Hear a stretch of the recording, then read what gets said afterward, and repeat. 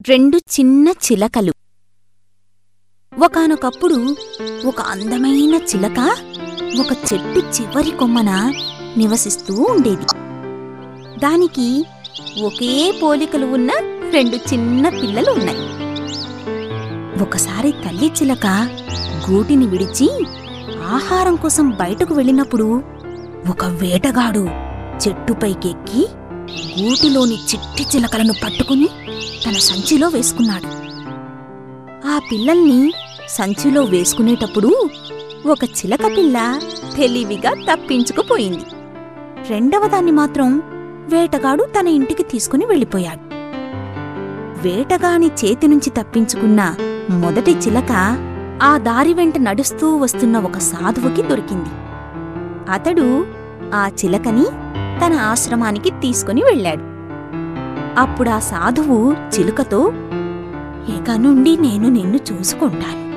మన ఆశ్రమానికి వచ్చే వాళ్ళందరితో నీకు మంచి స్నేహం ఏర్పడుతుంది అని చెప్పాడు.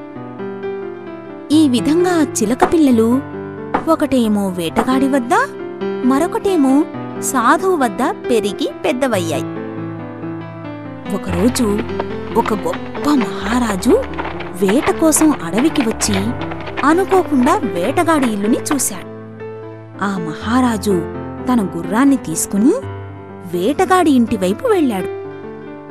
ఎవరో మన ఇంటివైపు వస్తున్నారు, తొందరగా విల్లు బాణాలు తీసుకుని వచ్చి వాళ్ళని చంపు అని ఎవరో అరవడం ఆ రాజు విన్నాడు. వెంటనే ఆ మాటలన్నది ఒక పంజరంలోని చిలకని మహారాజు గ్రహించాడు. ఎంత విచిత్రమైన పక్షి! దాని యజమాని కూడా అలాగే ఉంటాడేమో అనుకుని రాజు తిరిగి చూడకుండా వెళ్ళిపోయాడు. అలా వెళుతూ వెళుతూ ఆ మహారాజు ఒక ముని ఆశ్రమం దగ్గరికి వచ్చాడు. అక్కడ దాహం తీర్చుకోవడానికని ఆగాడు. అక్కడ కూడా ఆ మహారాజుకి పంజరంలో ఓ చిలుక కనిపించింది. అది కూడా దుర్మార్గపు చిలుక అని అనుకున్నాడు మహారాజు. కాని రండి రండి ఓ మహారాజా, మిమ్మలను మా నివాసానికి ఆహ్వానించడానికి ఎంతో సంతోషిస్తున్నాము అనే చిలుక పలుకులు విని ఆ మహారాజు ఎంతో ఆశ్చర్యపోయాడు. వేటగాని ఇంటి వద్ద తను చూసిన చిలక పోలికతో కలిగి ఉన్నా ఈ చిలుక వినయంగా మర్యాదగా తనని ఆహ్వానించడం చూసి రాజు విస్మయం చెందాడు. అప్పుడు రాజు చిలుక పంజరాన్ని సమీపించి, అరే, నేనిప్పుడే నిన్ను పోలిన చిలుకను చూసొచ్చానే. దాని ప్రవర్తన చాలా నీచంగా ఉంది. అయితే అది వేటగాని వద్ద ఉన్నదా అని అడిగింది చిలుక. అవునవును, నీకెలా తెలుసు అని అడిగాడు మహారాజు. అది నా తమ్ముడు, మేమిద్దరం ఒకే కూటిలో ఉండేవాళ్లం.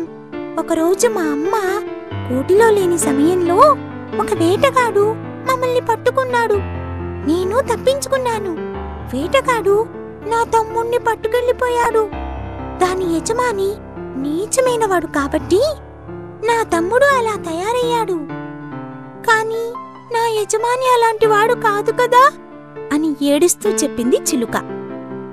ఆ సమాధానానికి రాజు ఎంతో సంతోషించి సాధువుని ఆ చిలుకని పొగుడుతూ వెళ్ళిపోయాడు.